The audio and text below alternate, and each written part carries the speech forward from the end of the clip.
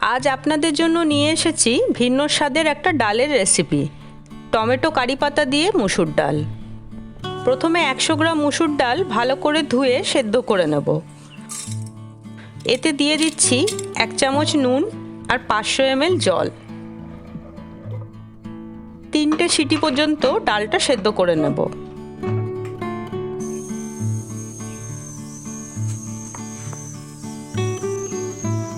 দুটো বড় সাইজের টমেটো ভালো করে ধুয়ে কুচিয়ে নিলাম।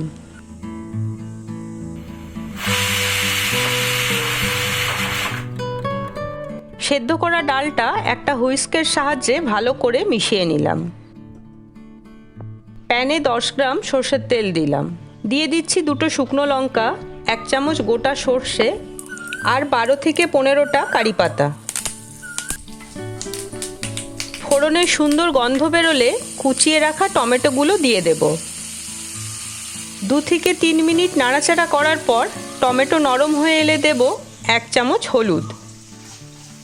হলুদটা ভালোভাবে টমেটোর সঙ্গে মিশিয়ে নিয়ে এতে দিয়ে দিচ্ছি সেদ্ধ করে রাখা মুসুর ডালটা।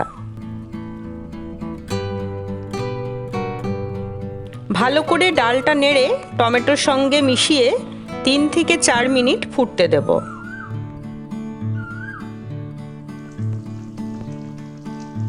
ডালটা ভালো করে ফুটে উঠেছে। এবার এর মধ্যে দিয়ে দেব 10 থেকে 12টা কারি পাতা। এতে ফ্লেভারটা খুব ভালো আসে। ভালো করে ফুটে উঠলেই তৈরি টমেটো কারি পাতা দিয়ে মুসুর ডাল। এই গরমে একটু অন্যরকম ডাল খেতে চাইলে অবশ্যই ট্রাই করবেন এই রেসিপিটা।